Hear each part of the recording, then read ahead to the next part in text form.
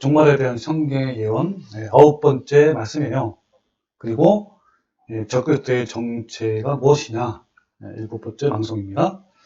자, 오늘 주제로는 소주제로는 어떻게 연합, 다시 말하면 첫 번째 짐승과 두 번째 짐승이 어떻게 연합이 가능할까? 자, 이런 큰 주제를 가지고 같이 한번 알아보겠습니다. 우리가 이제 지난 몇 회에 걸쳐서 첫 번째 짐승이 누구냐? 그 누구냐를 알아봤죠? 다니엘 실장의 작은뿔이 바로 첫 번째 짐승이다.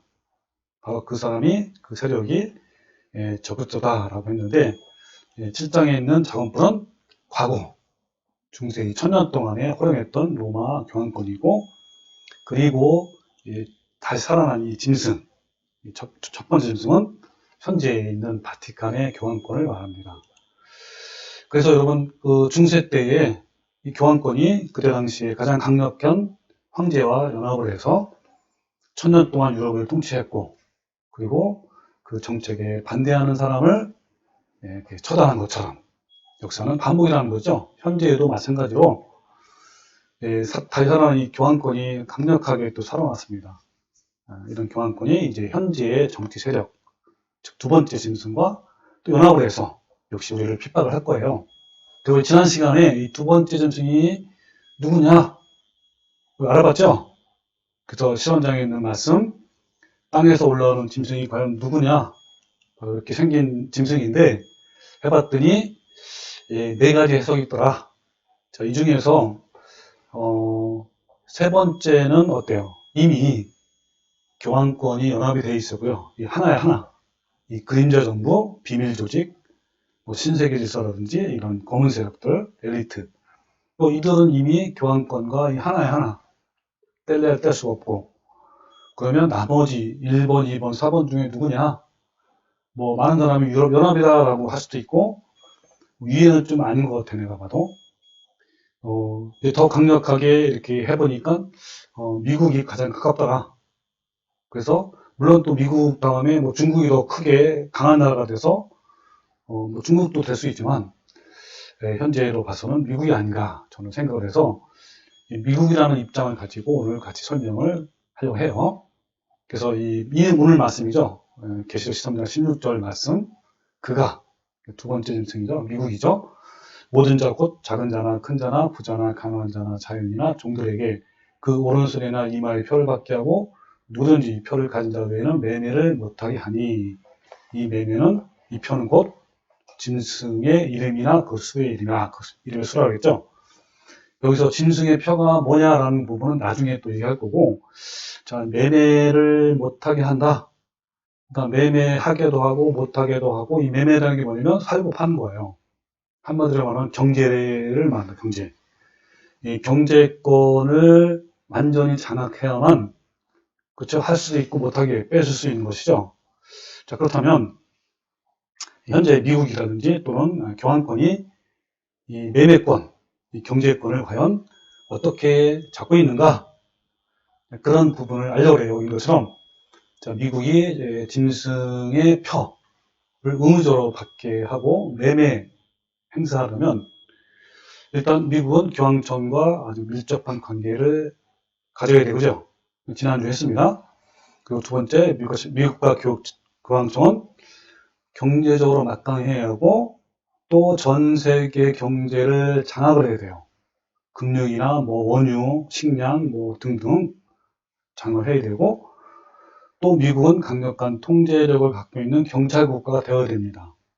그래서 오늘 주로 2번과 3번을 중심으로 풀어볼 거고, 또 나중에 기회 되면 3번도 또 나중에 해볼 생각입니다. 그래서 지난 시간에 봤던 거를 하나만 잠깐 얘기할게요. 미국이 어떤 나라인가. 사실 이 건국 당시만 해도 미국은 정말 미미한 존재였습니다. 그러나 이 미국이 1차, 2차 세계대전을 거치면서 전 세계에서 이렇게 주목받기 시작을 했어요. 그래서 용처럼 말하기 시작했단 말이에요. 지금 환경인 것처럼. 그래서 초강대국이 된 미국, 현재 어떤 나라도 감히 대항하지 못하는 상황에 이르렀습니다. 미국은 이 내수만으로도 충분히 경제 발전이 가능한 최대 소비 시장을 갖고 있고, 군사력 또 역대급이고, 또 자급자족도 할 수 있어요. 또 다른 나라의 수출도 가능한 농업 생산력도 대단합니다. 그리고 최첨단 과학기술도 가장 뛰어났고요. 뭐 영화, 드라마, 음악, 전 세계 문화 시장도 석권하고 있고, 헐리우드라고 하죠. 전부 다 이제. 그리고 거기다가 지하자원도 많아요. 그리고 몇 년 전부터는 석유를 대체할 셰일가스를 또 상용화해서 개발해가지고 무궁무진해요. 석유가 또. 와. 그래서 또 무엇보다도 전 세계의 경제를 좌우할 수 있는 기축통화, 달러를 가지고 있어요. 그러니까 얼마나 대단합니까? 진짜 이토록 역사적으로요. 군사, 농업, 경제, 문화, 과학기술, 자원까지 완벽하게 가지고 있던 패권 국가가 없었어요. 네, 지금 수십 세기 태어나면서 미국이 유일합니다. 중국은 강대국이라고 자처도 하고 또 실제 강대국이기도 하고 최근 몇 년간 경제 성장이 많았잖아요. 그러나 어때요? 미국 파워에 비하면 아직도 멀었어요. 킥소리 못하고 있습니다. 자, 그런데 미국이 현재 많이 흔들리고 있어요. 아니, 미국뿐만 아니라 전 세계가 특히 정치, 경제적으로 매우 위험한 상황에 처해 있는 거예요. 오늘 그걸 우리가 알아보려고 해요. 여러분, 인플레이션이 뭔지 알죠? 뭐예요? 물가가 오르는 거죠. 물가가 오르는 것이 인플레이션입니다. 그 대신, 그 말은, 화폐 가치가 떨어지는 걸 말해요. 근데 인플레이션이 아니라 하이퍼 인플레이션 들어봤어요? 뭘 말하는 거죠? 말 그대로 물가 폭등. 그러니까 물가가 극단적으로 급등하는 것을 말합니다.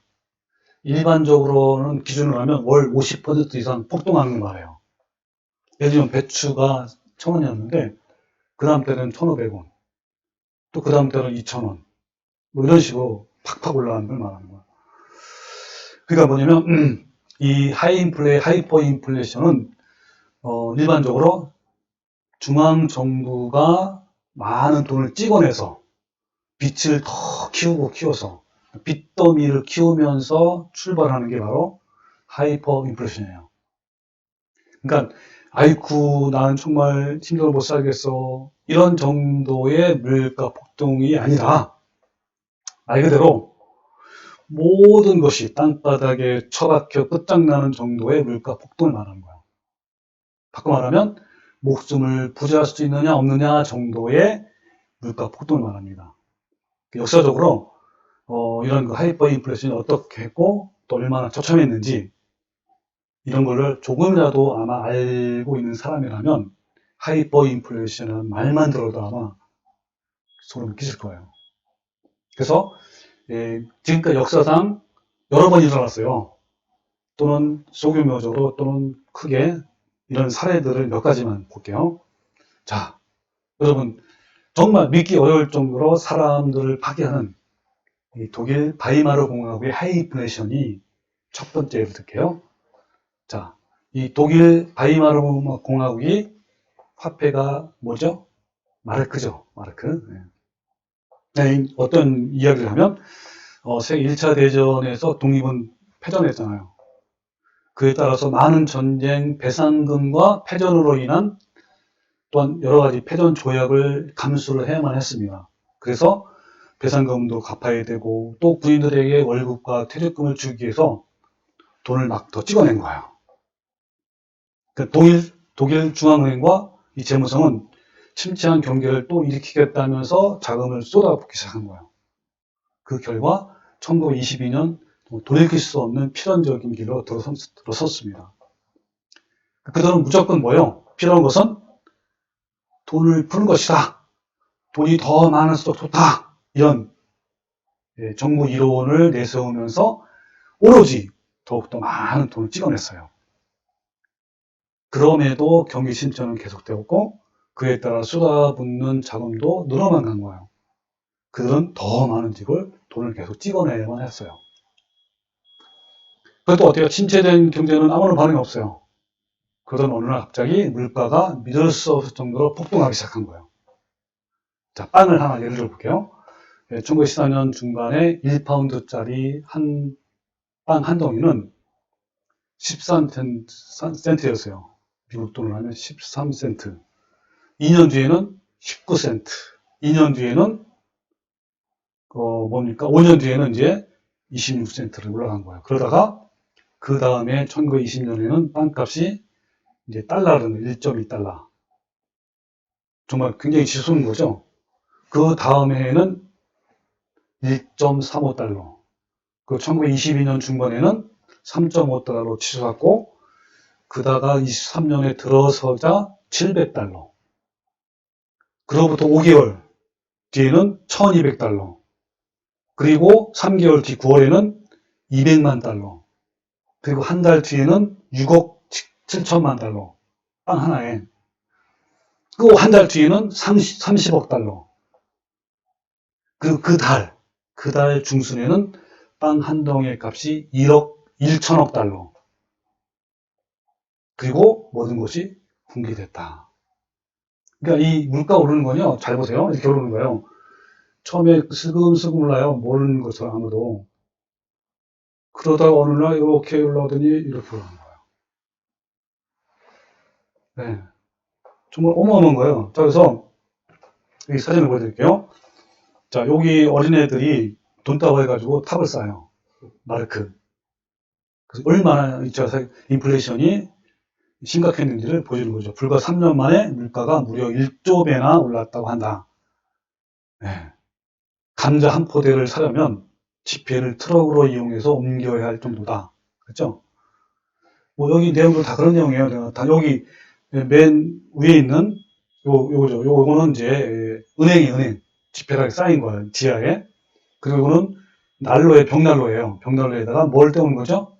돈을 막 때우면서 오히려 이것이 더 이제 불 피우는 거죠. 그리고 요거는 오른쪽에 있는 맨 밑에 있는 거는 불 태우는 거예요. 이 정도로 이렇게 이제 돈이 가치가 떨어진 것이죠. 곧 돈의 가치가 떨어졌다는 말은 뭐죠? 물가가 폭등한다는 거죠. 그래서 문화, 국가, 그리고 거의 모든 것과 세상이 어떻게 파괴되는지를 가늠하기 어려울 정도였다고요. 사람들이 저축한 돈은 순식간에 쓸모없는 휴지 조각이 되고 평생토록 일한 저축한 연금은 아무 의미가 없게 되었다. 그리고 사람들은 석탄 대신에 종이돈을 태워서 난방을 했고요. 석탄보다 돈을 태워서 난방하는 것이 오히려 더 싸게 먹힌다는 탓이에요. 중산층은 붕괴되고요. 이 문화적 붕괴는 더욱더 해로운 결과를 가져왔어요. 이러다 보니까 사회적 도덕성이 무너지기 시작했습니다. 거리에는 어때요? 상점은 약탈당하고 강화, 폭동이 난무했고요. 농부들은 농작물을 지키기 위해서 서로 총으로 싸우기만 했고요. 제도와 정부, 그 모든 것에 대한 희망과 믿음이 무너졌습니다. 이렇게 문화와 경제가 산산조각 나자 독일에는 이른바 독재자 히틀러가 짜잔짠 나타난 거예요. 자, 금융시장이 어떻게 되든 거기에는 항상 이득을 얻는 쪽과 잃은 쪽이 있게 마련입니다. 자, 한 가지 사례를 보면요. 독일에 일어났던 일이에요. 막시밀리안 베른이라는 평범한 그 노 생활을 위해서 일었던 직장인이었어요. 자, 이 사람이 꾸준하게 저축을 하여 10만 마르크를 모은 거예요, 저축을. 그런데 하이퍼 인플레이션이 일어났어요. 1923년 그는 평생 모은 전 재산인 10만 마르크를 한 푼도 남김없이 모두 인출했어요. 그 10만 마르크를 그걸로 살 수 있는 것은 한 장의 전철표 뿐이었고, 그는 평생 모은 전 재산을 전철표 한 장을 사서 전철을 타고 시내 한 바퀴를 돌아보고는 집으로 돌아왔다. 그에게 먹을 것이라고는 아무것도 없었다. 그리고 그는 결국 죽고 말았다. 그는 자살하지 않고 굶어 죽었다. 당시의 달걀 한 개의 값은 수백만 마르크였다. 그 1차 세계대전이 일어나기 전에는 미국 1달러가 4.2마르크였어요. 근데 1923년 이제 하이퍼 인플레이션이 일어나자 미국 1달러에 4조 2천억 마르크가 된 거예요. 이게 바로 하이퍼 인플레이션이에요. 그래서 이 애덤 퍼거슨 교수님이 이제 돈의 대폭락이라는 그 책에서 발췌한 내용을 몇 가지만 읽어드릴게요. 독일에서는 1차 세계대전이 끝났을 때 5조 개의 계란을 살 수 있었던 돈으로 5년 후에는 한 개의 계란밖에 사지 못했다. 투자나 연금으로 정해진 소득을 얻는 사람과 정부 관리들이 가장 심한 타격을 받았다. 또 생필품 가격의 인상으로 숙련 노동자와 육체 노동자의 임금 또한 자연히 인상됐다. 이 사람들이 더 오해졌다는 거예요. 그러나 전문가, 의사, 교사, 은행원들은 크게 뒤져졌다. 시민들은 자신이 가진 현금을 전부 털어 식품이라면 뭐든지 사들였고 사재기에 대한 처벌이 엄중했음에도 불구하고 획득할 수 있는 모든 식품을 사 모았다. 상인들은 어떤 구실을 대서라도 외국 통화만 받았다. 농부들은 충족되지 않는 수요를 유발하여 가격을 높이기 위해 농작물을 시장에 내놓지 않으므로 더 이익을 챙겼다. 고정된 월급을 받는 전문가들은 절대 빈곤 계층으로 전락되었다. 엄청난 수의 시위자들이 모여 시골을 돌며 농작물을 약탈하고 헛간을 부수었다. 약탈, 파업, 폭등이 증가했다. 자, 이렇게. 자, 두 번째 사례. 짐바브웨의 하이 인플레이션. 짐바브웨 알죠? 자, 이 나라는 뭘 쓰냐면 달러를 써, 달러. 근데 어떤 달러냐면 짐바브웨 달러라고 불러요. 그럼 홍콩 달러라고 그러죠? 홍콩 달러와 미국 달러는 다 달라요. 그것처럼 여기는 짐바브웨 달러 쓴 거예요. 자, 짐바브웨는 돈으로서의 가치가 상실된 자국 통화를 미국 달러로 바꿔주고 있었다. 2009년도에요. 그때 당시에 삼경 5천조 짐바브웨 달러의 가치는 바로 미국 1달러. 삼경. 이는 2009년 발생한 하이퍼 인플레이션으로 빚어진 결과였다. 그래서 짐바브웨 달러 정지에 따른 미국 달러의 교환은 그해 6월 15일에 시작되었는데 이것이 이제 9월 30일까지 이어졌단 말이에요. 근데 17경 5천조 짐바브웨 달러를 보유한 계좌에 한해서만 미국 5달러를 지급된 거예요.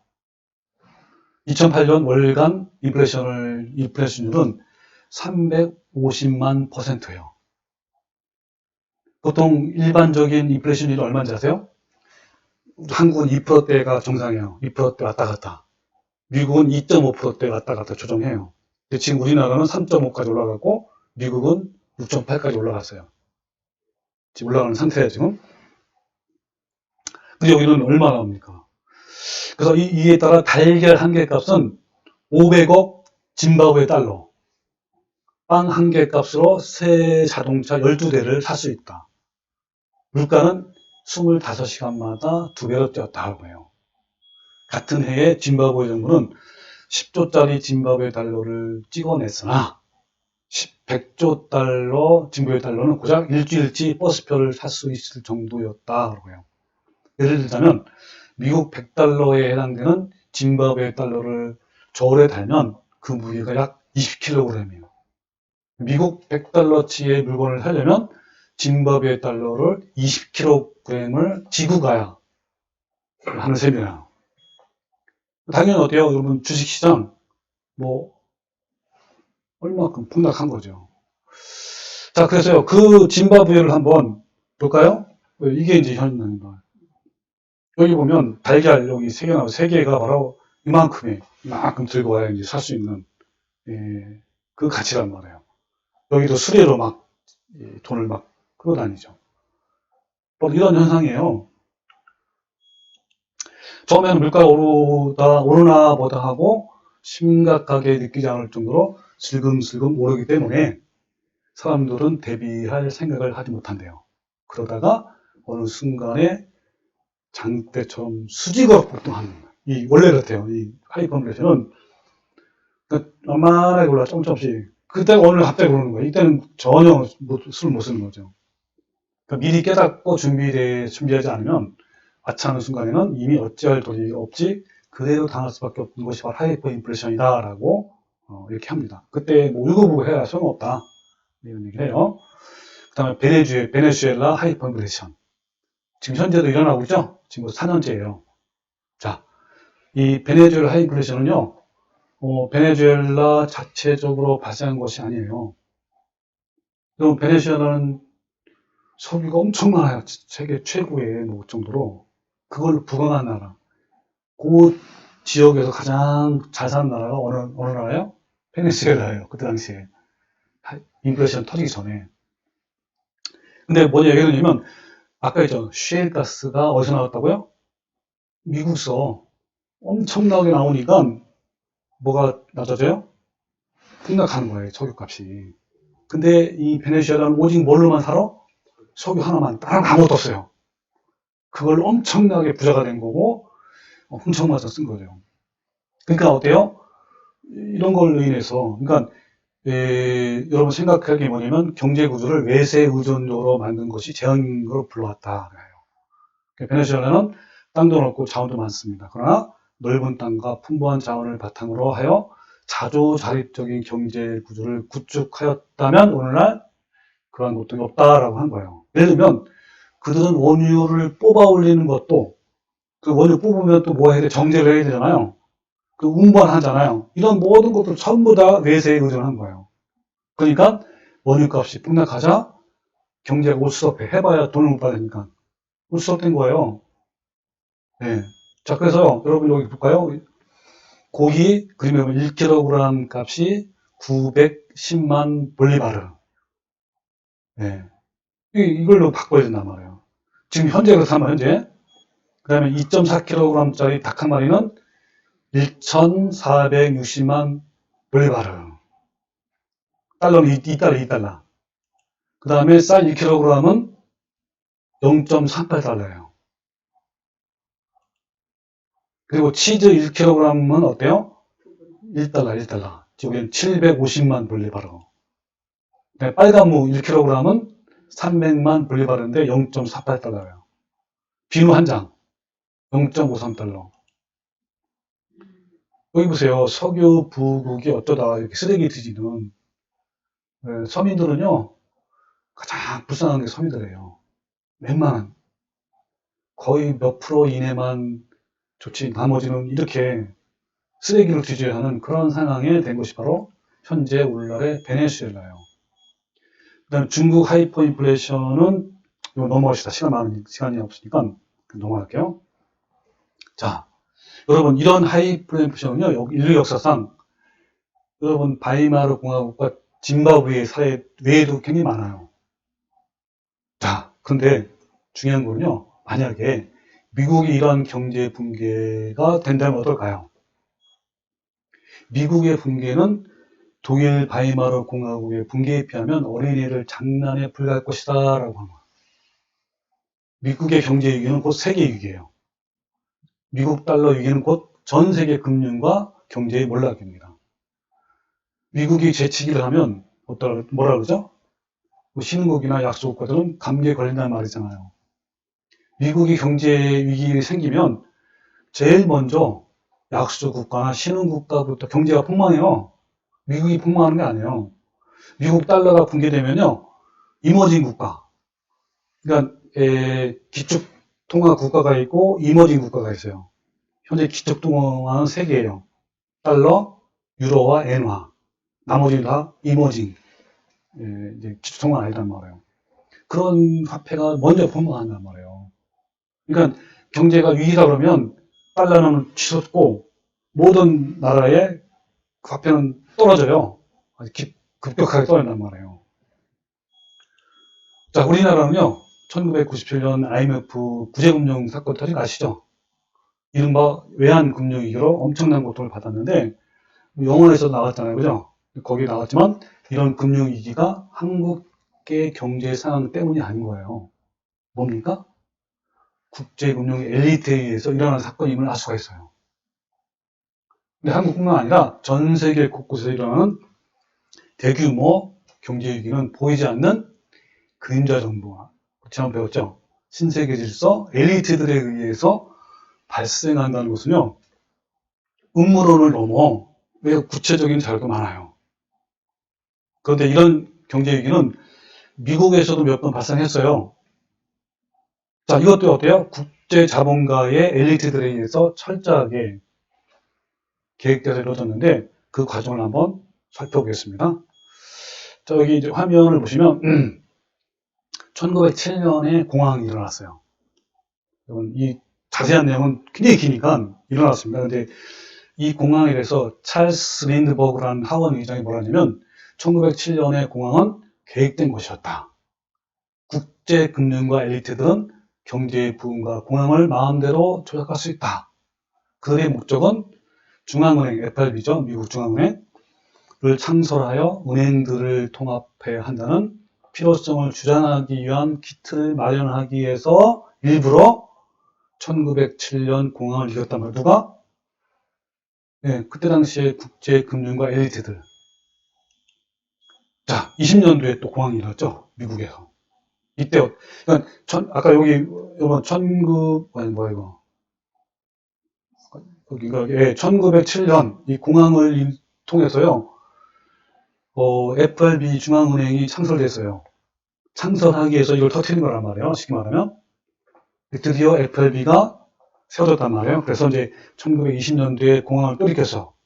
그때 FRB는 1914년부터 15년까지 계속적으로 돈을 찍어내어 통화량을 2배로 만들었단 말이에요.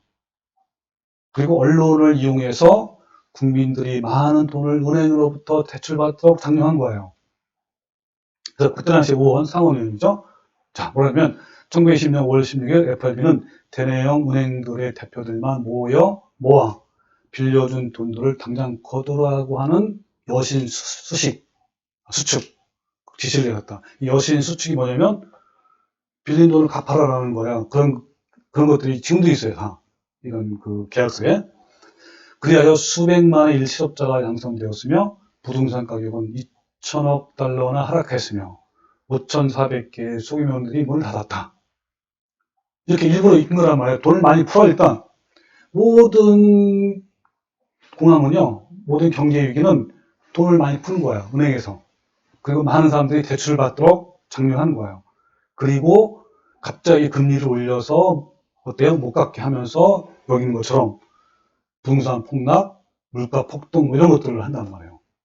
목적이 뭐냐면 세계 암흑가들의 부의 축적과 금융 지배, 은행 국유화, 규제 강화.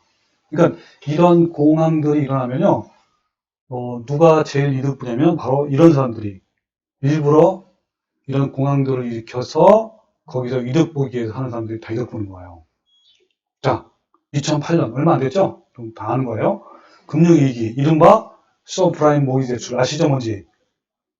이거는 뭐냐면 대출을 해주는 거예요. 사람들한테 해주는데 어떤 사람들이 되냐면 서브프라임의 그 계층에 있는 사람, 그러니까 도저히 그 돈을 갚을 수 없는 사람들에게 돈을 막 대출해 준 거예요.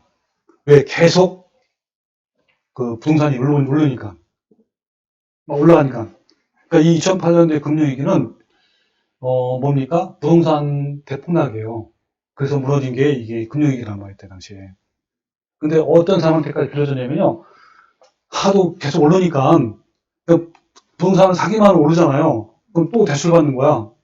은행은 계속 대출을 해줘야 또 이자를 많이 받고 하니까 하는 거고. 그러니까 노숙자들한테까지도 대출했다. 길거리에 있는 사람들까지도. 그 정도로 대출해준 거예요.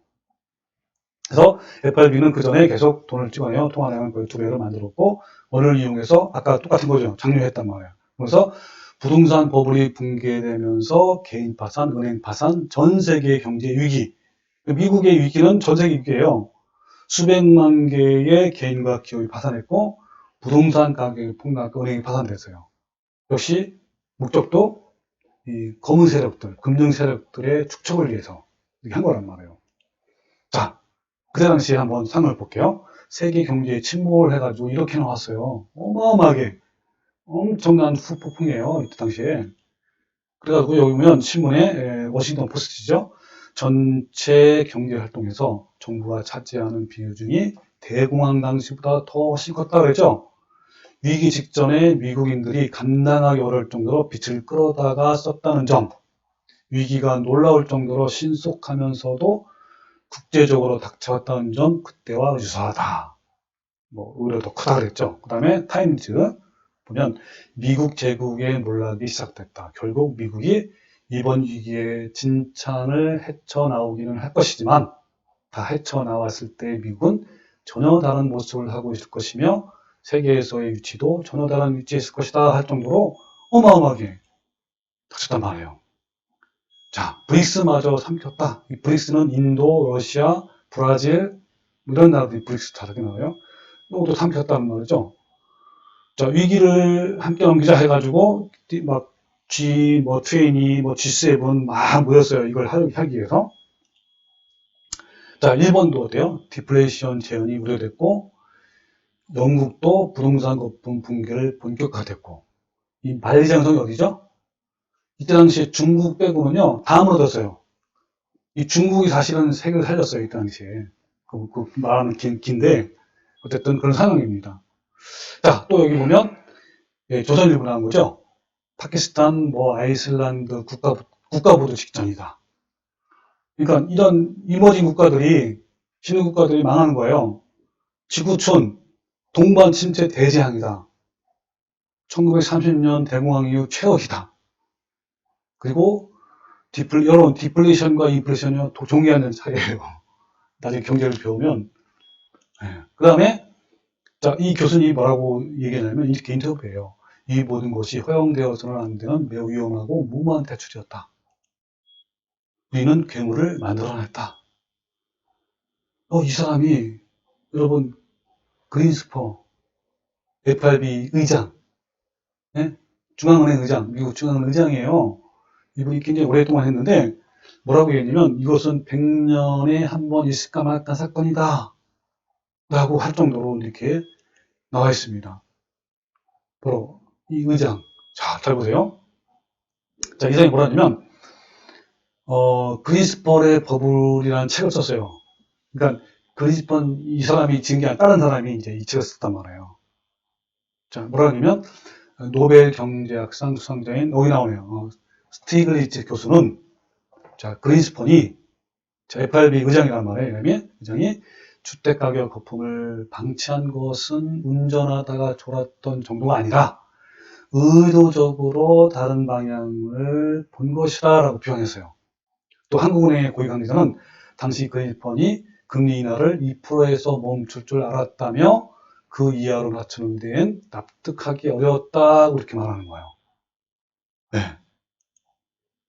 그 다음에 또 무엇보다도 세계 최대인 자본주의 국가 미국의 경제를 과거 공산 정권 방식으로 운영되는 즉 FRB 중앙은행이라는 이런 은행이 소규모 집단이 책임지고 있는 구조는 정말 아이러니하다 그랬습니다.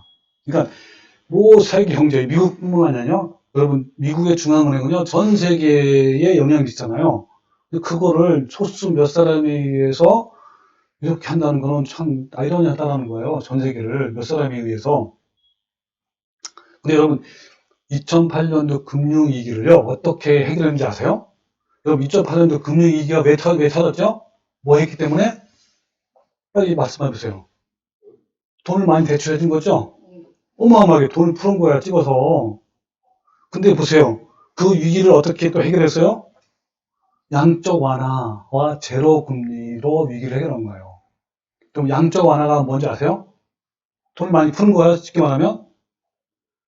그 다음에 제로금리. 그래서 FRB는 2008년 경제위기를 해결하기 위해서 3번이나 양적 완화를 6년 동안 약 3조 5천억 달러. 그럼 3조 5천억 달러는 우리나라 원화로 얼마죠? 여기 공을 3개다 붙이세요. 3천조. 3천조 500대니까 4천조가 되게요. 자, 우리나라 연간 GDP의 약 4배에 달하는 돈을 퍼부은 것이다. 그 이후 유럽과 일본, 중국 등 경제의 대국뿐만 아니라 우리나라도 그 대열에 쉽게 말하면 우리나라도 어땠다는 거야? 돈을 풀었단 말이에요. 상상 초월할 정도의 수조 달러를 찍어서 전 세계를 공급한 거예요. 그러니까 버블이 더 커졌어. 이 버블이 뭐냐면 부동산이나 주식이나 뭐 이런 버블이에요. 엄청 키웠단 말이에요. 자, 여기 머니투데이라는 헬리콥터로 뿌린 돈이라고 표현한 거예요.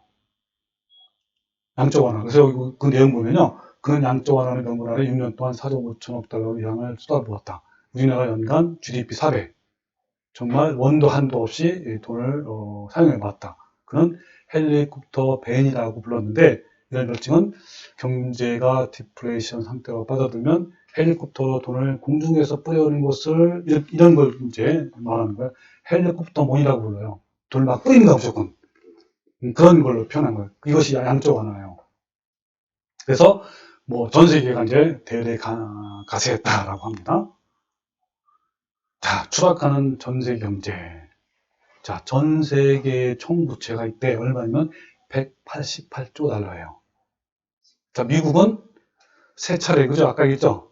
여기 나오는데, 그건 여러분, 세 차례 동안에 6년 동안 3조 5천억 달러의 양적 완화를 쉽게 푼 거란 말이에요. 근데 미국은 3조 5천억 달러지만 전 세계가 얼마나 했느냐? 여기 보면 굉장히 중요한 뉴스라고 그랬죠? 이걸 제가 직접 이렇게 한번 한국어로 이렇게 번역한 겁니다. 여러분 그 뭐죠? 구글에 가면 번역기가 있어요.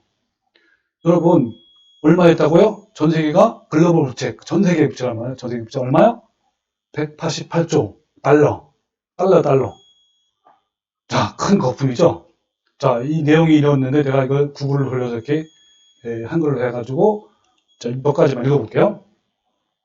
자, 이거는 이제 코로나 이전에 이제 있었던 일이에요. 뭐냐면 세계는 현재 188조 달러 부채를 가지고 있다. 그 수치는 매년 빠르게 증가한다 그랬죠. 운용하기 짝이 없는 노예와 양상을 띠고 있다. 이렇게 된 까닭은 지구에 사는 대다수 사람들은 어떻게 시스템이 작동되는지 조차 이해하지 못하기 때문이다. 설사 이해했더라도 그 시스템으로부터 벗어날 수 있다는 희망조차도 전혀 없다.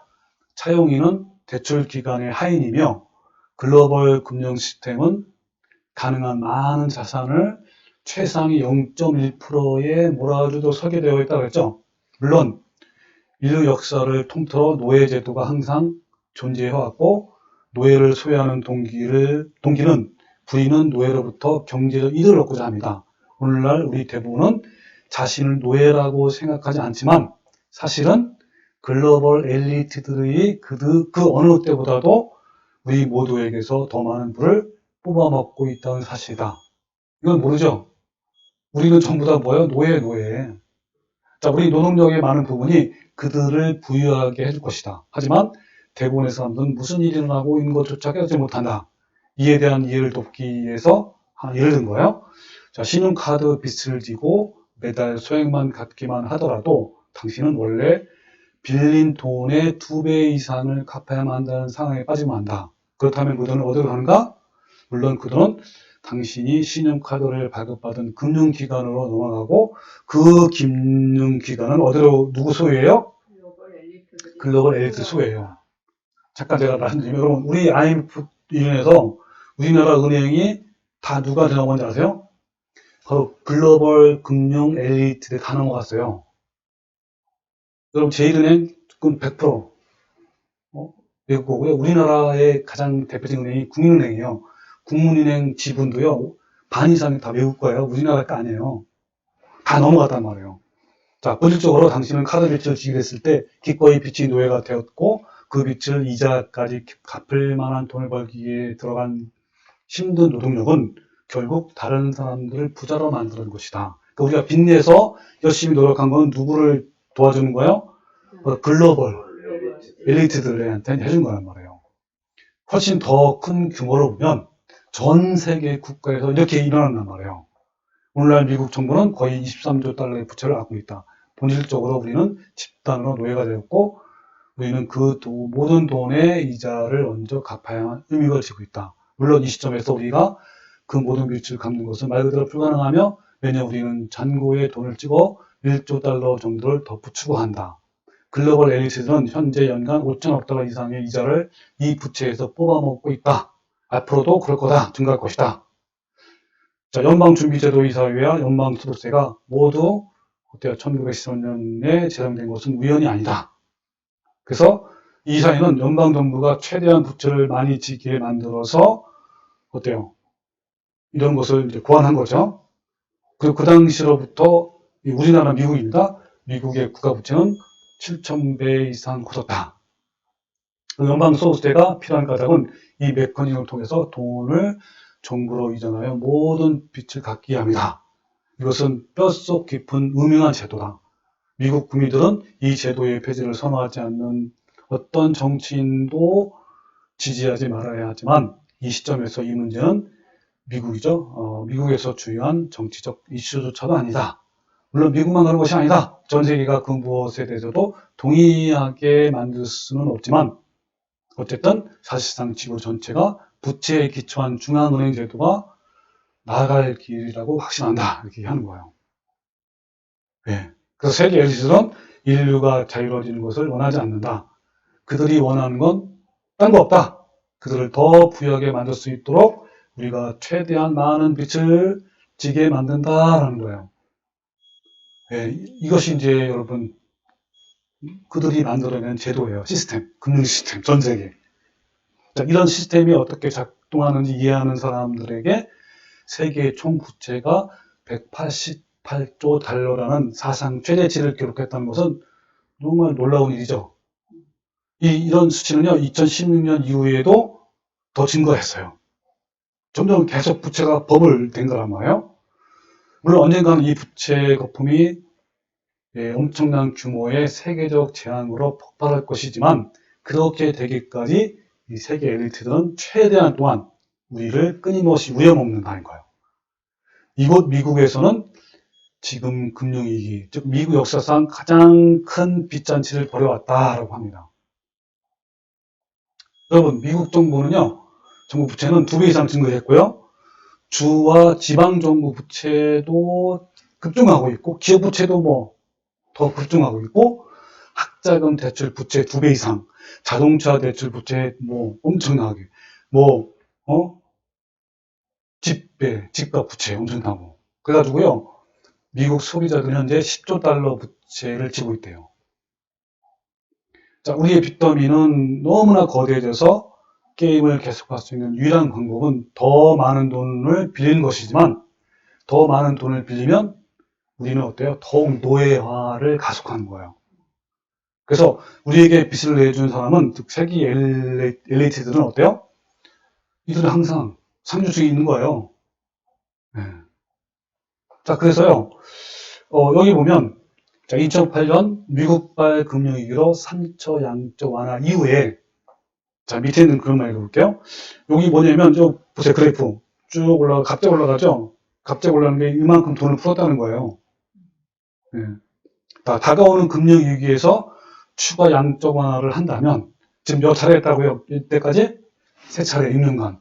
근데 더 한다면 이제는 하이퍼 인플레이션에 진입하게 된다 그랬죠. 또 하이퍼 인플레이션은 그건 뭐예요? 실물 경제의 대장이다. 기축통화의 하이퍼 인플레이션은 우리가 한 번도 가보지 못한 영역이다. 지금까지 한 번도. 달러가 붕괴되는 한 번도 없었단 말이에요. 달러의 하이퍼 인플레이션은 전 세계로 뻗어나가 대재앙을 일으켰다. 우리나라 같은 신흥국은 화폐 가치 하락이 상대적으로 더 극심하게 진행되므로 환율이 급등하고 물가는 상상 이상으로 폭등하게 될 것이다. 라고 했고요. 그러니까 하이퍼 초기에는요, 4년간 금은값이 엄청나게 뛰어요. 금과 은은 안전자산이거든요. 여기 보면 몇천 배요? 5천억 배까지 폭등한다고 합니다. 그 외에 과거 5천년 역사에서 하이퍼 인플레이션을 겪었던 모든 민족과 국가는 똑같이 패턴을 보였다. 우리 봤죠, 아까. 베네수엘라, 서민들의 모습, 쓰레기를 뒤지고 있잖아요.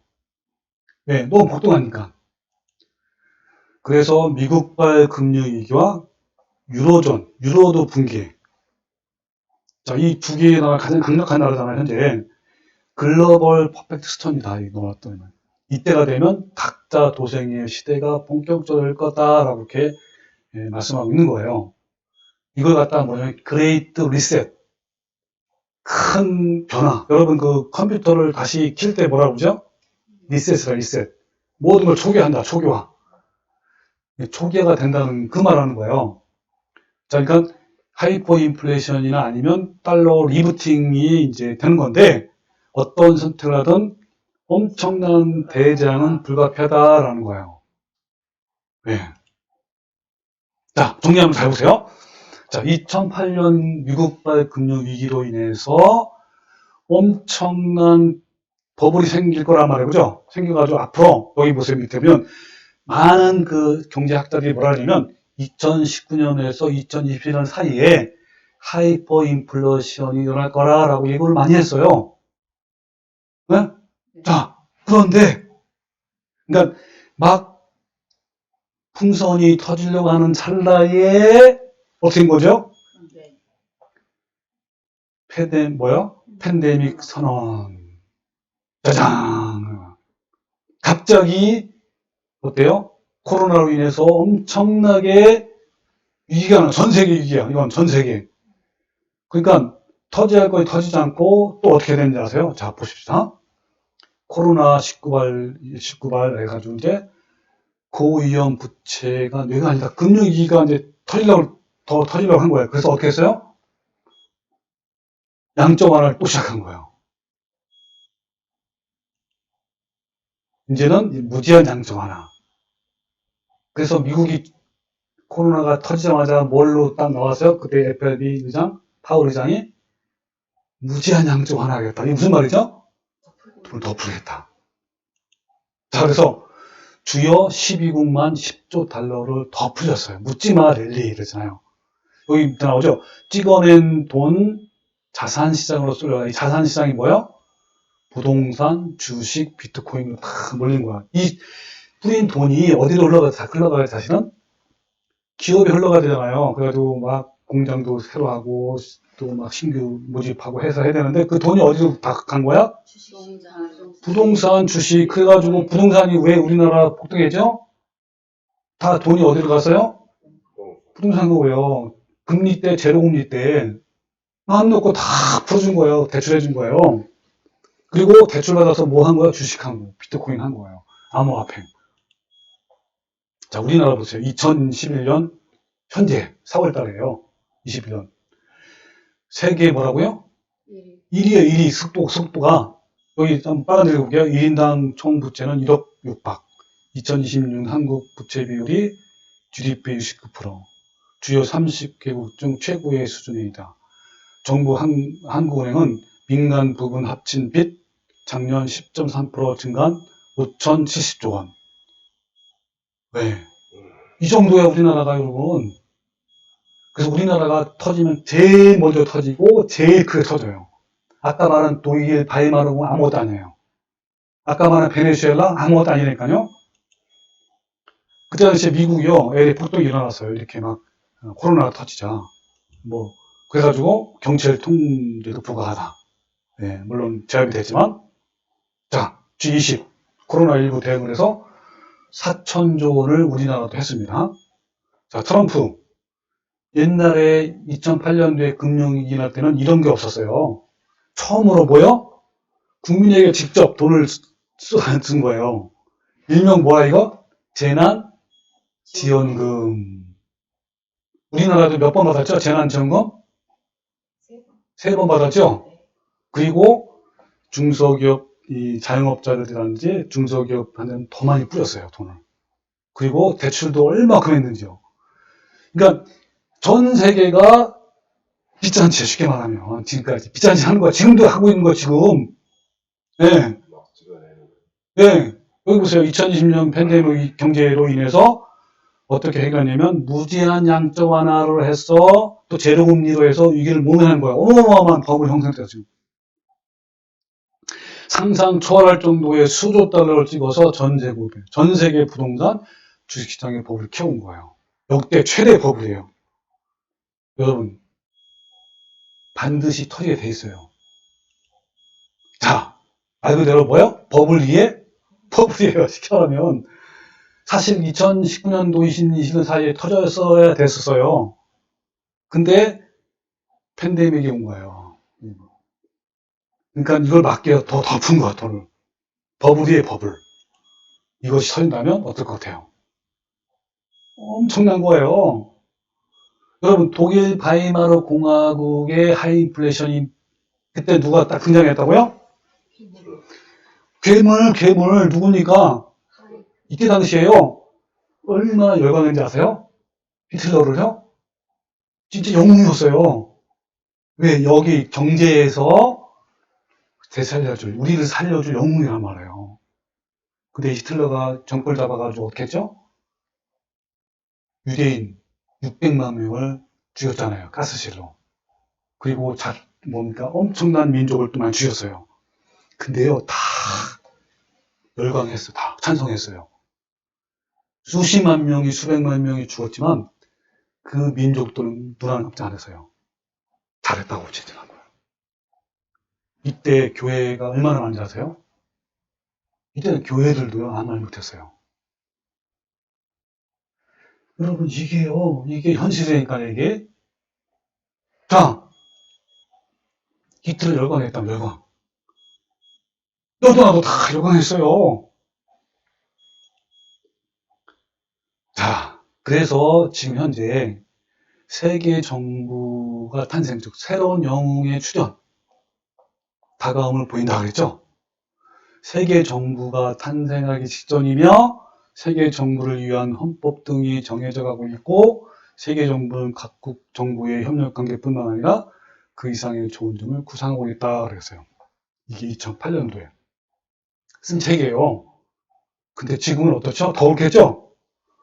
그러니까 이거를 앞으로 이제 하이인플레이션이 옛날에는 무슨 바네수엘라, 짐바브웨 이게 지역적으로 터졌잖아요. 지금 터지면 어떻게 터진다? 글로벌화. 전 세계가 터진단 말이에요. 전 세계가 폭망하는 거예요. 그러면 누구를 바라니까 많은 사람들이 영웅을 바라요. 영웅. 자, 다음 봅시다. 미국 준비위원회 이걸 잠깐 설명할게요. 여러분 중앙위원회 어떤 거냐면요. 자, 지금 현재 역대 의장들이에요. 현재는 제롬 파월이에요. 그죠? 자, 이걸 한번 설명을 해드릴게요. 자, 지구상에서 통용되는 미국 달러를 찍어내는 미국 중앙은행이죠. 공식 명칭이 FRB예요. FRB. 연준. 간단히 연준. 우리나라가 이 조폐창을 통해서 원화 지폐를 발행하는 한국은행과 같은 곳이에요. 그러나 이 FRB의 존재에 대한 단도직입적으로 설명하면요. 미국 정부에 이속된 공기관이 아니라 개인 사설은행이에요. 놀랍죠? 아마 이거 아는 사람이 많지만 요즘 근데 많이 알려졌어요. 그러니까 제3세계 약소국 중앙은행도 아니고 세계 경제를 주무르는 이 막강한 영향력을 행사하는 FRB가 어때요? 공기관이 아니고 뭡니까? 개인의 은행이란 말이에요. 개인의 은행이 찍어내는 거 돈을. 네, 이게 사실이에요, 사실.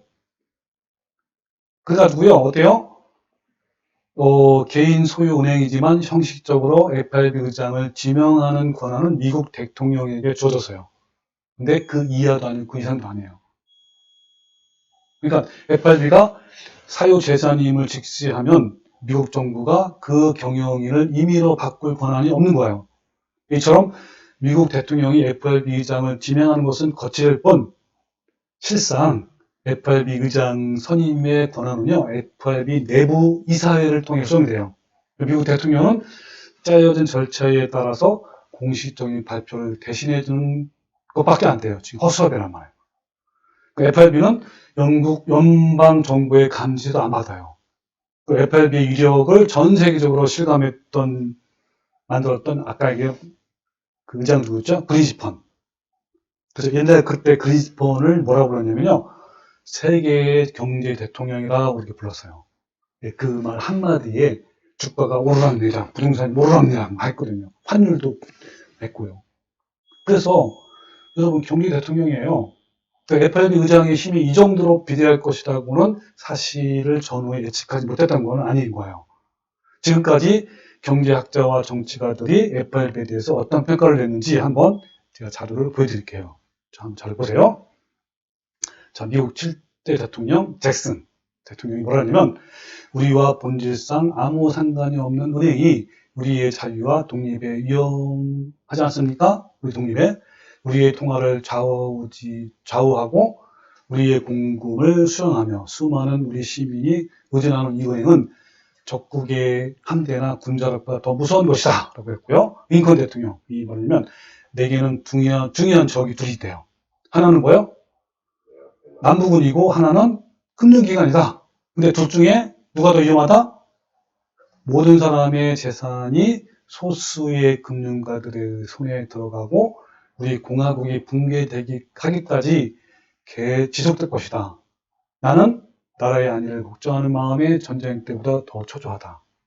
그래서 이 링컨 대통령이요, FRB가 설립되는 걸 적극적으로 막았던 사람이에요. 또 케네디 대통령도 적극적으로 막았어요. 또 그 외에 여러 대통령이 막았어, 정치가들이. 근데 그 중에서 케네디와 링컨 대통령은 암살당했잖아요. 이들이 암살당한 거예요. 그러니까 역대 미국 대통령들은요, FRB 설립을 원치 않았어요. 근데 어때요? 이 엘리트, 은행가들이죠. 그림자 정부. 이런 서 막 암투를 막 했어요. 그래서 세워진 거란 말이에요. 여러 가지. 온갖 수단과 가리지 않고 해가지고 세워진 게 FRB예요. 미국 역대 대통령 중 일부는 유대의 거대 금융자본 조직의 유혹을 뿌리치고 개인이 미국의 통합 발행권을 수여하지 못하도록 하게 끈질기 싸웠단 말이에요. 근데 엘리트들은 총 한 방 쏘지 않고 사설중앙은행을 설립하고 미국을 송두리째 삼키려고 하는 거대 금융 자본 조직을 만들었다 그랬어요. 이게 이제 비극인 것이죠. 미국 경제와 국권이 달리 화폐 발행처인 중앙은행이 개인에게 넘어가는 것을 굳고 막으려 했던 역대 미국 대통령이 노력이 있었지만, 그랬지만 어때요? 이 수포로 돌아갔단 말이에요. 결국은 어떻다는 거예요? 세워졌단 말이에요. 자, 또 볼까요? 평가. 자, 루이스 맥파든 하원 의장입니다. FRB는 국제금융가들이 자신들의 입맛대로 세계를 노예화시키는 초국가이다. FRB 통과되었을 때 세계의 금융가들이 무슨 일을 했는지 꿰뚫어보는 사람은 몇 명이 되지 않는다. 국제금융가와 산업가들은 합심하여 초국가를 건설하려 했고 자신들의 이익을 위해 인류를 노예하려고 했다. 현재 FRB는 대외 정책을 포함한 우리의 모든 것을 조정하고 있는 상태이며 그들의 의사의여에 따라서 정부는 흥할 수 있고 망할 수 있다라고 이렇게 기록하고 있습니다. 또 평가 라이트 배트먼 하원 의장입니다.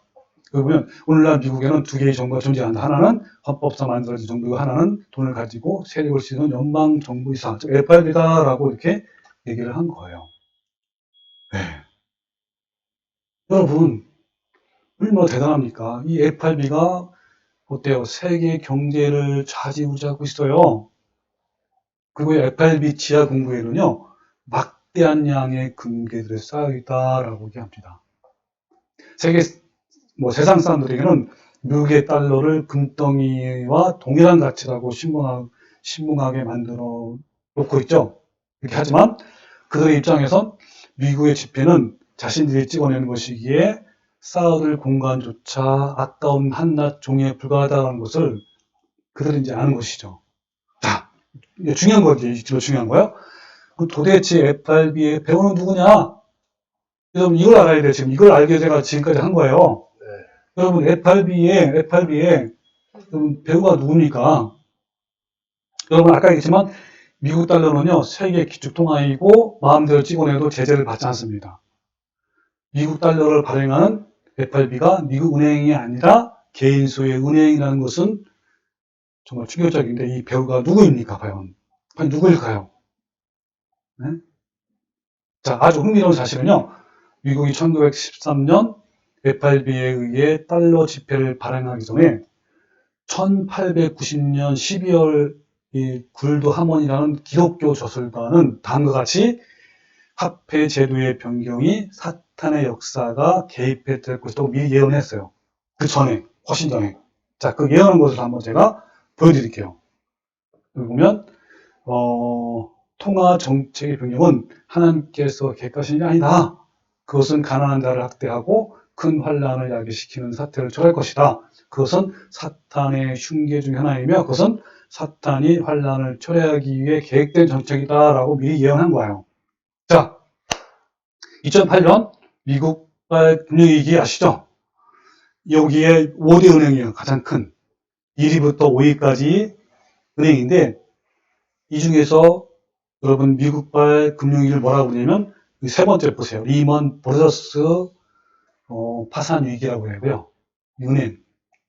그래가지고 이 미국발 금융위기로 인해서 이 5가지의 은행 중에 거대 은행이죠. 자, 몇 개가 파산됐냐면 3번부터 4, 5번 은행이 다 파산됐어요. 여러분, 이 리먼 브러더스만도요, 얼마나 큰 은행이에요. 우리나라보다 더 커요.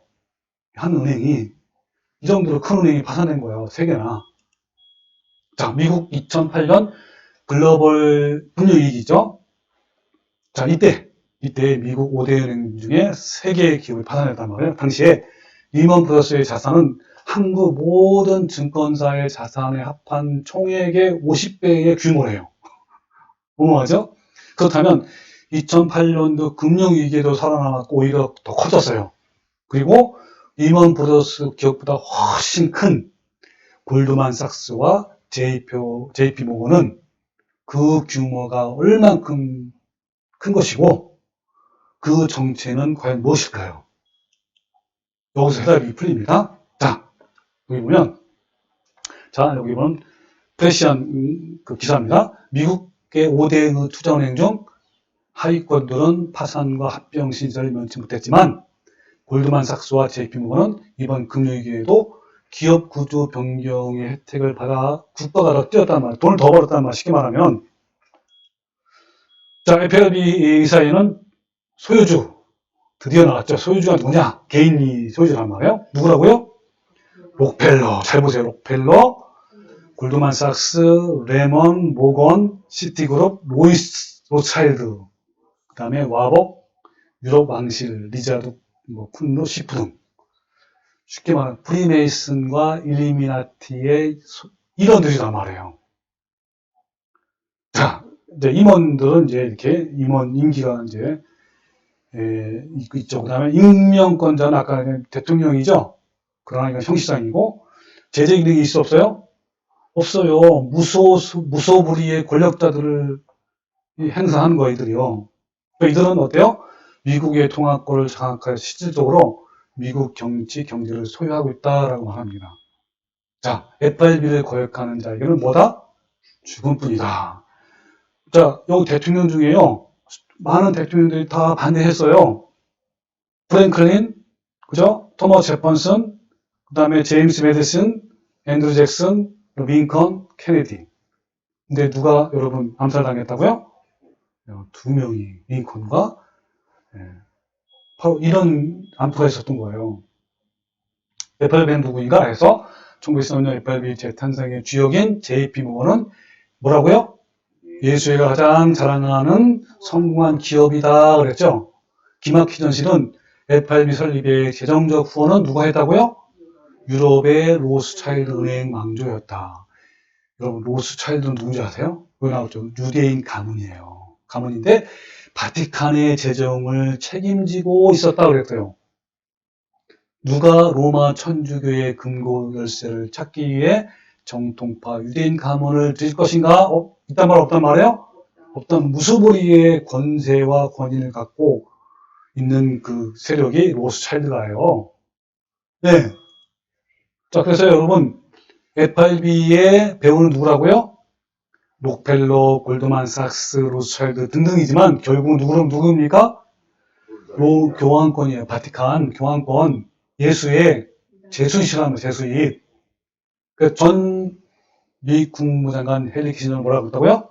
식량을 지배하는 자는 한 나라를 정복하고 석유를 지배하는 자는 한 대륙을 정복하지만 뭐요? 통화를 지배하는 자는 세계를 정복한다. 근데 이들은 다 정복하고 있어요. 이들이. 네. 여러분, 이들을 한번 보십시오. 세계를 지배하려고 하는 음모. 이들이 바로 뭐요? 세계 금융 리스트이고요. 엘리트, 검은 세력, 비밀 조직, 신세계 질서란 말이에요. 이들 재동은 어마어마해요.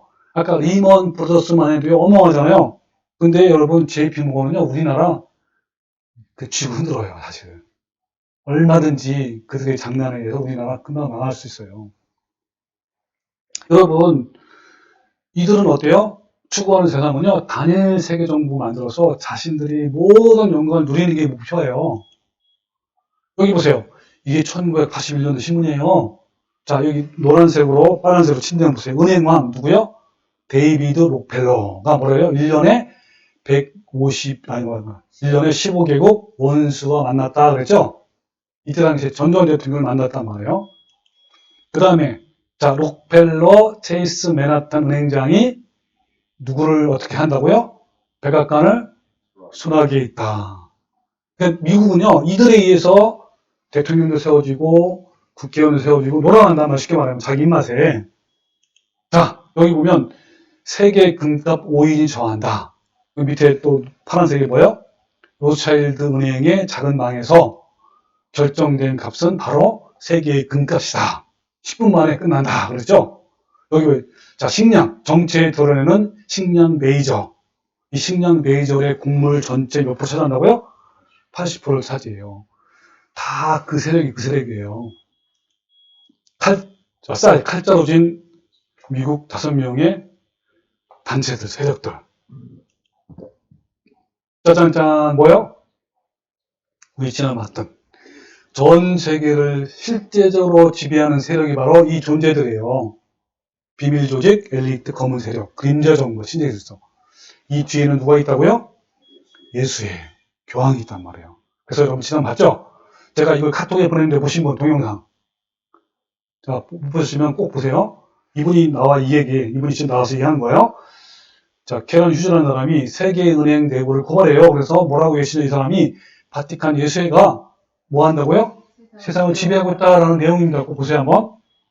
자, 예수회는 지난번에 했지만 또 한번 읽어볼게요. 제수이선 종교단체가 아니고 군대 조직이다. 그들은 절대적 권력, 세계적 권력, 온 세상을 단 한 사람의 마음대로 좌우지하려고 하는 권력이다. 그랬어요. 진짜 이들은 이 권력을 갖고 있어요. 예. 자, 그러면요. 이제 교황청을 위해 일하는 비밀 조직은 중세기 영광을 재현하려고 하고 정치 권력과 경제 장악을 하기 위해서 현재 경제 위기, 전쟁, 혁명 이런 것들을 사회 불안을 일으키는 거예요. 일부러. 그럼 2008년 경제 위기를 법을 만든 사람 누구입니까? 이들이에요. 이런 법으로 생겨서 경제 위기가 나면 누가 다 이익 봐요? 이들이 이익 보는 거예요. 네?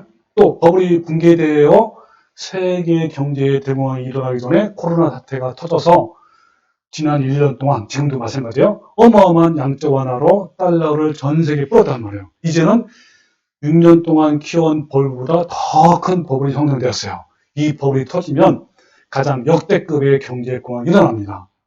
미래 경제 위기는 사상 유례 없는 대재앙이라는 거예요. 누가 일으켰다고 이 모든 것이? 그렇죠. 엘리트, 비밀주들이 고의적으로 일으킨 거예요. 목적은 뭐예요? 중세기 때보다 더 큰 영광을 얻기 위해서인 거예요. 그래서 그들은 신세계 질서, 세계 정부, 단일 정부, 종교 통합을 계속 진행하고 있는 거예요. 자, 여기 보면요. 코로나 사태로 인한 경제 위기라고 제가, 여러분, 처음에 코로나 생길 때 어떻게 했죠? 국경을 봉쇄했잖아요. 경제가 때문에 다 멈췄어요. 유가 폭락, 주가 폭락, 금가 폭락, 환율 급등하고. 그래서 어때요? 통화 정책, 0% 금리 인하, 무제한 양적 완화를 했잖아요. 근데 현재까지도 여러분 해결됐어요? 안 됐어요. 근데 현재까지는 다음에 또 얘기할게요. 시나리오는 뭐예요? 경제 붕괴, 하이플레이션하고, 그럼 어때요? 식량 위기. 그때 누가 짜장 나타내요? 영웅이 나타나요. 그 영웅이 뭡니까? 그때 바로 저크리스토라는 거예요. 그 교황권이고요. 겉으로 의의 일꾼 천광명이 서서 나타나요. 니네들 해결해 줄게 한단 말이에요. 누가 다 해결해 줄까요? 교황이 다 해결해 줘요. 누굴 쥐었고 비밀 조직도 쥐었고. 온 세상이 따라한다라요? 따르고 열광한단 말이에요. 그럼 교황권이 하고자 하는 걸 다 할 수가 있어 없어요? 있어요. 그들 반대하는 거 얼마든지 죽여도요 다 박수 쳐요. 아무 누구 깜짝 안 해요. 그거 일어난단 말 앞으로. 네, 이게 바로 마지막 예행 연습 지금 리허설을 하고 있는 거란 말이에요. 자, 화난 이공대학 사후교수는요, 코로나 바이러스가 우한에 있는 연구소에서 유출된 것이라고 주장했어요. 그 연구소가 있는 회사 명칭이 우시 앱텍이에요. 실제로 중국 합페이성 우한시에 있습니다. 그 회사의 연구실과 공장이 있습니다. 회사 본체는 상하이에 있고요. 그 회사의 주인인 투자 규제의 누구요? 조지 소로스. 여러분, 조지 소로스가 누군지 아세요? 그 엘리트의 한 굉장히 그 비중을 많이 차지한 사람이 조지 소로스예요. 어마어마한 부자의 사람은요. 우리나라 전 세계, 우리나라의 전 그 돈보다 더 많이 가지고 있는 부자이란 말이에요. 자, 이 연구회사의 주소가 우한 666번지예요. 짐승의 표의 수가 뭐라고요? 666. 상징 마크가 프리메이슨이란 말이에요. 자, 이거 제가 직접 따온 거예요. 여기 홈페이지에 들어가가지고요. 회사 이름 따더니 나왔죠. 앱텍. 그죠? 그리고 밑에 보면 맨 밑에 그 뭡니까? 빨간 줄. 자, 차이나, 맨 끝에부터 주소가 차이나 중국이죠. 그 다음에 우한, 후페이성. 그죠? 그 다음에 그 위에 있는 뭡니까? 넘버 몇 번째예요? 660번지에 있는 이 회사란 말이에요. 자, 여기 보면, 그때 당시에 트럼프가 뭐라 했냐면, 야, 중국 코로나 니네가 책임져. 니네가 만들었지 하고 막 했잖아요. 그죠? 실제로 중국에서 발생된 거예요. 근데 누가 하냐면 중국이 아니라 조지 소로스. 자, 조지 소로스가 소유한 은행 그 회사.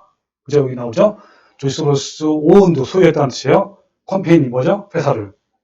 자, 거기 보면요. 여기 몇 밑에 있죠? 우씨, 약, 그런 의약, 그런 그 회사라는 뜻이에요. 네? 약회사. 그러니까 약을 만드는 회사 그런 뜻이란 말이에요. 여기 보면요. 메뉴에 뭐죠? 회사인데 무슨 회사입니까? 여기 나오죠? 조지 소로스가 소유한 회사들이야. 이 이름이 이 중에 뭐가 있는지 아세요? 짜잔짠 우한에 있는 회사, 약회사, 제약회사가 딱 뜨잖아요. 그래서 여러분 이 조지 소로스가 이 사람이에요. 야, 이 사람이 정말 어마어마한 사람입니다. 현재 지금까지 영향력을 갖고 있는 이 소로스인데요. 자, 이 사람을 어떻게 부르냐면 그림자 정부 엘리트 즉 일루미나티 프리메이슨의 행동대장 조지 소로스라고 불립니다. 이 사람을 이렇게 불러요. 헤지펀드의 대부, 영국은행을 굴복시킨 사나이, 투자의 귀재, 여기서부터 시작해서 또 때로는 한치기꾼, 미국 대선을 돈으로 산 사나이라고 이렇게 불린단 말이에요.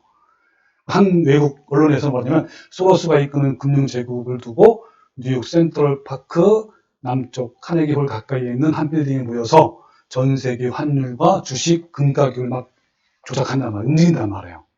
이런 그룹이 돼요. 예를 들면 아까 1992년 발생한 영국의 파운드화를 위기 사태에서 일으키고 또 해결한 것이 바로 이 사람이에요. 또 우리나라 1997년 뭐요? IMF 구제 금융 사건이 누가 터진지 아세요? 조지 소로스예요. 영화에 한번 영화 보세요. 우리나라 영화에 이 사람이 나와요. 네, 이 사람이 조지 소로스예요. 배후에 있는 교환권과 예수회를 위해서 전선에서 뛰는 프리메이슨과 일멘트 지구들이 열심히 일하고 있는 거야. 그들이 주장하는 신세계 질서 세계는 강제적인 세계예요.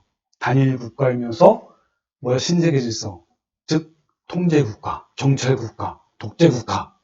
자기들이 만든 이걸 말하는 거예요. 그래가지고 현재 미국을 이렇게 움켜쥐고 있고 백악관을 손아귀에 쥐고 있단 말이에요. 그리고 역대 대통령 중에 부시 대통령은요. 적극적으로 환영한다라고 했어요. 이것이 미국밖에 못한다. 같이 한다. 그런 얘기예요. 그러니까 오직 미국만이 신세계 질서를 이룰 수 있는 능력이 있다라는 거예요. 이 말은 뭐냐면 오직 미국만이 중세 교환권이 행하던 대로 할 수 있는 능력이 있다라는 거예요. 어때요? 우리 아까 말한 요한계시록 13장에 나오는 땅에서 올라오는 새끼 같은 짐승이 누구라고요? 미국이잖아요. 이것처럼 이게 그대로 이런단 말이에요. 이게. 자, 마지막 정리할게요. 자, 미국의 9.11 테러 이후에 온 세상은 긴장의 상황으로 돌아갔습니다. 그리고 2008년도 가을에 시작된 세계경제의 심각한 위기 이후에 온 세상은 한 치 앞을 볼 수 없는 상황으로 들어간 거예요. 2008년 경제 위기 시작된 후에 그때부터 미국 경제의 파산을 막기 위해서 엄청난 양의 돈을 풀어왔단 말이에요. 그런데 막대한 버블이 꺼지기도 전에 코로나 사태가 발생해서 또다시 전 세계적으로 천문학적인 돈을 집어서 빚잔치를 한 거예요. 이제는 버블이 역대급이에요. 일어나면. 빛으로 세워진 경제 상황이 언제까지 계속될 수 없어요. 그리고 경제의 분권은요, 갑자기 일어나요, 갑자기. 예, 갑자기 일어나는 거예요. 누가 제일 먼저 터지냐? 우리나라예요. 예. 영적 완화의 가속화는요, 달러에 대한 신뢰를 지속적으로 붕괴시킵니다. 이런 일이 반복될수록 달러에 대한 신뢰는 떨어질 거예요. 계속적으로 지금 이렇게 왔단 말이에요. 이 파멸로 몰아가는 하이플레이션이 어때요? 생기고 있는 시대에 우리는 살고 있다는 어마어마한 시대에 살고 있는 거예요. 또는 FRB 양적 완화로 시중에 돈이 넘쳐나고 갈 곳이 없는 돈들에 의해서 주식시장이나 파상상품, 더 큰 거예요. 주식인 거에도 건전해요.